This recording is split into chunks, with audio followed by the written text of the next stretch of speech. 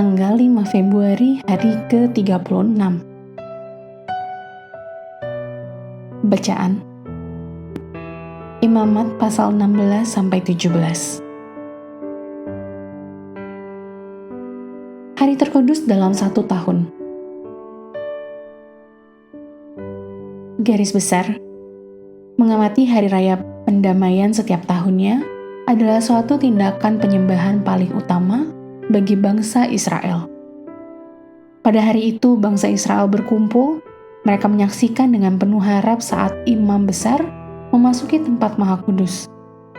Imam besar membawa darah penebusan untuk menutupi dosa mereka tahun sebelumnya. Darah adalah bahan utama dalam pengampunan nasional dan pribadi bangsa Israel. Oleh karena itu, Tuhan melarang penggunaannya untuk tujuan apapun kecuali pengorbanan kepadanya. Karena nyawa makhluk ada di dalam darahnya, dan aku telah memberikan darah itu kepadamu di atas mezbah untuk mengadakan pendamaian bagi nyawamu. Karena darah mengadakan pendamaian dengan perantaraan.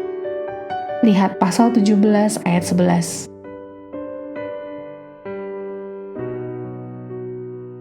Renungan harian. Pernahkah Anda hidup dengan ketidakpastian yang menggerogoti? Penyakit yang terus-menerus, hutang yang harus dibayar, ancaman tindakan hukum? Emosi menghadapi situasi seperti itu sangat menyakitkan. Di zaman Perjanjian Lama, emosi yang melingkupi udara pada setiap hari raya pendamaian pasti sangat luar biasa. Imam besar dengan hati-hati memasuki tempat Maha Kudus. Mereka akan mengadakan pendamaian bagi dosa-dosa bangsa. Satu pertanyaan paling penting dalam benak mereka. Apakah Tuhan akan menanggung dosa mereka selama 1 tahun lagi? Kenyataan menyedihkan dari hari pendamaian adalah orang-orang tidak pernah sepenuhnya dibersihkan dari dosa-dosa mereka. Dosa mereka hanya digantung sementara. Dosa mereka dibuang melalui kepala kambing. Hutang dosa tetap tidak terbayar. Ini seperti surat hutang yang ditangguhkan dari tahun ke tahun. Apakah Anda merasa bahagia karena Yesus Kristus mengakhiri ketidakpastian itu untuk selama-lamanya?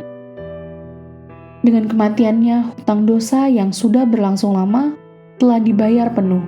Lihat Kolose pasal 2 ayat 14.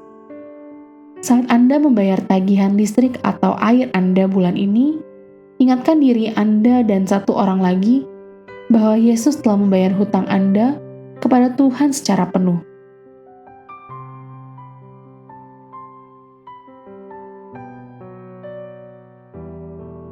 Keistimewaan salib bukan terletak pada darah yang tercurah, tapi pada siapa pemilik darah tersebut.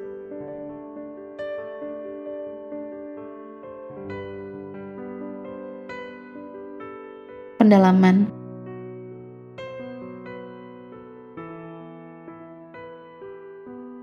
Ditahirkan dan ditebus 1 tahun lagi. Imamat pasal 16 ayat 2-34. Hari raya pendamaian adalah hari yang paling penting di Israel kuno. Pada hari ini saja, 2 hal istimewa terjadi. 1. Imam besar memasuki tempat Maha Kudus untuk mengadakan pendamaian bagi dosa-dosa bangsa. 2. Seekor kambing secara simbolis membawa dosa-dosa bangsa ke padang gurun. Ritual ini dirancang untuk menutupi dosa rakyat sampai Yesus Kristus datang dan mati di kayu salib. Yesus mengadakan pendamaian untuk dosa sekali dan untuk selamanya. Tidak ada pengorbanan pribadi yang diizinkan. Imamat pasal 17 ayat 3-4. Pembatasan terhadap pengorbanan pribadi di luar kemah suci adalah untuk mencegah orang-orang terlibat ke dalam praktik penyembahan berhala. Hanya imam yang ditahbiskan dengan benar serta di tempat yang tepat atau kemah suci, pengorbanan Israel dapat dipersembahkan.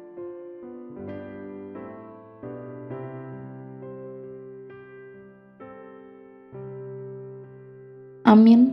Tuhan Yesus memberkati.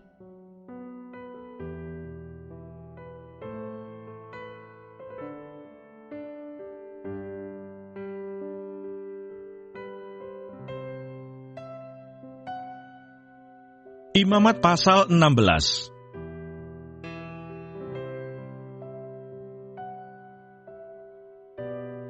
Hari Raya Pendamaian. Sesudah kedua anak Harun mati, yang terjadi pada waktu mereka mendekat ke hadapan Tuhan, berfirmanlah Tuhan kepada Musa, firman Tuhan kepadanya, "Katakanlah kepada Harun kakakmu, supaya ia jangan sembarang waktu masuk ke dalam tempat kudus di belakang tabir, ke depan tutup pendamaian yang di atas tabut, supaya jangan ia mati. Karena aku menampakkan diri dalam awan di atas tutup pendamaian. Beginilah caranya Harun masuk ke dalam tempat kudus itu, yakni dengan membawa seekor lembu jantan muda untuk korban penghapus dosa, dan seekor domba jantan untuk korban bakaran. Ia harus mengenakan kemeja lenan yang kudus, dan ia harus menutupi auratnya dengan celana lenan, dan ia harus memakai ikat pinggang lenan dan berlilitkan serban lenan. Itulah pakaian kudus yang harus dikenakannya sesudah ia membasuh tubuhnya dengan air. Dari umat Israel, ia harus mengambil 2 ekor kambing jantan untuk korban penghapus dosa, dan seekor domba jantan untuk korban bakaran. Kemudian Harun harus mempersembahkan lembu jantan yang akan menjadi korban penghapus dosa baginya sendiri, dan dengan demikian mengadakan pendamaian baginya dan bagi keluarganya. Ia harus mengambil kedua ekor kambing jantan itu dan menempatkannya di hadapan Tuhan di depan pintu kemah pertemuan. Dan harus membuang undi atas kedua kambing jantan itu, sebuah undi bagi Tuhan dan sebuah bagi Azazel. Lalu Harun harus mempersembahkan kambing jantan yang kena undi bagi Tuhan itu dan mengolahnya sebagai korban penghapus dosa. Tetapi kambing jantan yang kena undi bagi Azazel haruslah ditempatkan hidup-hidup di hadapan Tuhan untuk mengadakan pendamaian, lalu dilepaskan bagi Azazel ke padang gurun. Harun harus mempersembahkan lembu jantan yang akan menjadi korban penghapus dosa baginya sendiri dan mengadakan pendamaian baginya dan bagi keluarganya. Ia harus menyembelih lembu jantan itu. Dan ia harus mengambil perbaraan berisi penuh bara api dari atas mezbah yang di hadapan Tuhan, serta serangkop penuh ukupan dari wangi-wangian yang digiling sampai halus, lalu membawanya masuk ke belakang tabir. Kemudian ia harus meletakkan ukupan itu di atas api yang di hadapan Tuhan, sehingga asap ukupan itu menutupi tutup pendamaian yang di atas hukum Allah, supaya ia jangan mati. Lalu ia harus mengambil sedikit dari darah lembu jantan itu dan memercikkannya dengan jarinya ke atas tutup pendamaian di bagian muka, dan ke depan tutup pendamaian itu ia harus memercikkan sedikit dari darah itu dengan jarinya 7 kali. Lalu ia harus menyembelih domba jantan yang akan menjadi korban penghapus dosa bagi bangsa itu, dan membawa darahnya masuk ke belakang tabir. Kemudian haruslah diperbuatnya dengan darah itu seperti yang diperbuatnya dengan darah lembu jantan, yakni ia harus memercikkannya ke atas tutup pendamaian dan ke depan tutup pendamaian itu. Dengan demikian, ia mengadakan pendamaian bagi tempat kudus itu, karena segala kenajisan orang Israel dan karena segala pelanggaran mereka, apapun juga dosa mereka. Demikianlah harus diperbuatnya dengan kemah pertemuan yang tetap diam di antara mereka, di tengah-tengah segala kenajisan mereka. Seorang pun tidak boleh hadir di dalam kemah pertemuan bila Harun masuk untuk mengadakan pendamaian di tempat kudus, sampai ia keluar setelah mengadakan pendamaian baginya sendiri, bagi keluarganya, dan bagi seluruh jemaah orang Israel. Kemudian haruslah ia pergi keluar mezbah yang ada di hadapan Tuhan, dan mengadakan pendamaian bagi mezbah itu. Ia harus mengambil sedikit dari darah lembu jantan dan dari darah domba jantan itu, dan membubuhnya pada tanduk-tanduk mezbah sekelilingnya. Kemudian ia harus memercikkan sedikit dari darah itu ke mezbah itu dengan jarinya 7 kali, dan mentahirkan serta menguduskannya dari segala kenajisan orang Israel. Setelah selesai mengadakan pendamaian bagi tempat kudus dan kemah pertemuan serta mezbah, ia harus mempersembahkan kambing jantan yang masih hidup itu. Dan Harun harus meletakkan kedua tangannya ke atas kepala kambing jantan yang hidup itu dan mengakui di atas kepala kambing itu segala kesalahan orang Israel dan segala pelanggaran mereka, apapun juga dosa mereka. Ia harus menanggungkan semuanya itu ke atas kepala kambing jantan itu dan kemudian melepaskannya ke padang gurun dengan perantaraan seseorang yang sudah siap sedia untuk itu. Demikianlah kambing jantan itu harus mengangkut segala kesalahan Israel ke tanah yang tandus, dan kambing itu harus dilepaskan di padang gurun. Sesudah itu, Harun harus masuk ke dalam kemah pertemuan dan menanggalkan pakaian lenan yang dikenakannya ketika ia masuk ke dalam tempat kudus, dan harus meninggalkannya di sana. Ia harus membasuh tubuhnya dengan air di suatu tempat yang kudus dan mengenakan pakaiannya sendiri. Lalu ia harus keluar dan mempersembahkan korban bakarannya sendiri dan korban bakaran bangsa itu. Dengan demikian ia mengadakan pendamaian baginya sendiri dan bagi bangsa itu. Kemudian ia harus membakar lemak korban penghapus dosa di atas mezbah. Maka orang yang melepaskan kambing jantan bagi Azazel itu harus mencuci pakaiannya, membasuh tubuhnya dengan air, dan sesudah itu barulah boleh masuk ke perkemahan. Lembu jantan dan kambing jantan korban penghapus dosa, yang darahnya telah dibawa masuk untuk mengadakan pendamaian di dalam tempat kudus, harus dibawa keluar dari perkemahan, dan kulitnya, dagingnya, dan kotorannya harus dibakar habis.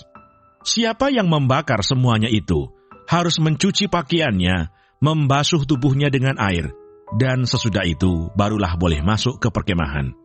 Inilah yang harus menjadi ketetapan untuk selama-lamanya bagi kamu, yakni pada bulan yang ke-7, pada tanggal 10 bulan itu, kamu harus merendahkan diri dengan berpuasa, dan janganlah kamu melakukan sesuatu pekerjaan, baik orang Israel asli maupun orang asing yang tinggal di tengah-tengahmu.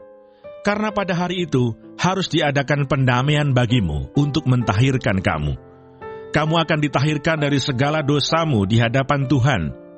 Hari itu harus menjadi Sabat, hari perhentian penuh bagimu, dan kamu harus merendahkan diri dengan berpuasa. Itulah suatu ketetapan untuk selama-lamanya. Dan pendamaian harus diadakan oleh imam yang telah diurapi dan telah ditahbiskan untuk memegang jabatan imam menggantikan ayahnya. Ia harus mengenakan pakaian lenan, yakni pakaian kudus. Ia harus mengadakan pendamaian bagi tempat maha kudus, bagi kemah pertemuan dan bagi mezbah, juga bagi para imam dan bagi seluruh bangsa itu, yakni jemaah itu. Itulah yang harus menjadi ketetapan untuk selama-lamanya bagimu, supaya sekali setahun diadakan pendamaian bagi orang Israel karena segala dosa mereka. Maka Harun melakukan seperti yang diperintahkan Tuhan kepada Musa. Imamat pasal 17.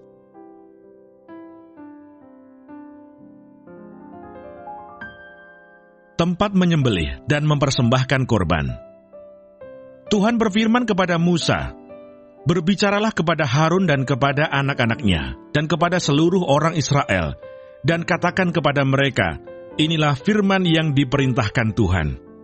Setiap orang dari kaum Israel yang menyembelih lembu atau domba atau kambing di dalam perkemahan atau di luarnya, tetapi tidak membawanya ke pintu kemah pertemuan untuk dipersembahkan sebagai persembahan kepada Tuhan di depan kemah suci Tuhan, hal itu harus dihitung kepada orang itu sebagai hutang darah, karena ia telah menumpahkan darah, dan orang itu haruslah dilenyapkan dari tengah-tengah bangsanya." Maksudnya, supaya orang Israel membawa korban sembelihan mereka, yang biasa dipersembahkan mereka di padang, kepada Tuhan ke pintu kemah pertemuan, dengan menyerahkannya kepada imam, untuk dipersembahkan kepada Tuhan sebagai korban keselamatan.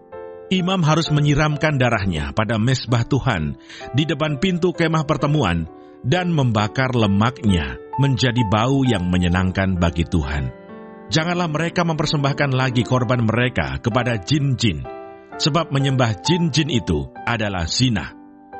Itulah yang harus menjadi ketetapan untuk selama-lamanya bagi mereka turun-temurun. Dan haruslah kau katakan kepada mereka, Setiap orang dari kaum Israel atau dari orang asing yang tinggal di tengah-tengah mereka, yang mempersembahkan korban bakaran atau korban sembelihan, tetapi tidak membawanya ke pintu kemah pertemuan supaya dipersembahkan kepada Tuhan, maka orang itu haruslah dilenyapkan dari antara orang-orang sebangsanya. Larangan tentang makan darah atau bangkai. Setiap orang dari bangsa Israel dan dari orang asing yang tinggal di tengah-tengah mereka, yang makan darah apapun juga, aku sendiri akan menentang dia dan melenyapkan dia dari tengah-tengah bangsanya. Karena nyawa makhluk ada di dalam darahnya, dan aku telah memberikan darah itu kepadamu di atas mezbah untuk mengadakan pendamaian bagi nyawamu. Karena darah mengadakan pendamaian dengan perantaraan nyawa. Itulah sebabnya aku berfirman kepada orang Israel, seorang pun di antaramu janganlah makan darah. Demikian juga orang asing yang tinggal di tengah-tengahmu tidak boleh makan darah. Setiap orang dari orang Israel dan dari orang asing yang tinggal di tengah-tengahmu, yang menangkap dalam perburuan seekor binatang atau burung yang boleh dimakan, haruslah mencurahkan darahnya, lalu menimbunnya dengan tanah. Karena darah itulah nyawa segala makhluk. Sebab itu aku telah berfirman kepada orang Israel, darah makhluk apapun janganlah kamu makan. Karena darah itulah nyawa segala makhluk. Setiap orang yang memakannya haruslah dilenyapkan. Dan setiap orang yang makan bangkai atau sisa mangsa binatang buas, baik ia orang Israel asli maupun orang asing, haruslah mencuci pakaiannya, membasuh tubuhnya dengan air, dan ia menjadi najis sampai matahari terbenam, barulah ia menjadi tahir. Tetapi jikalau ia tidak mencuci pakaiannya dan tidak membasuh tubuhnya, ia akan menanggung kesalahannya sendiri.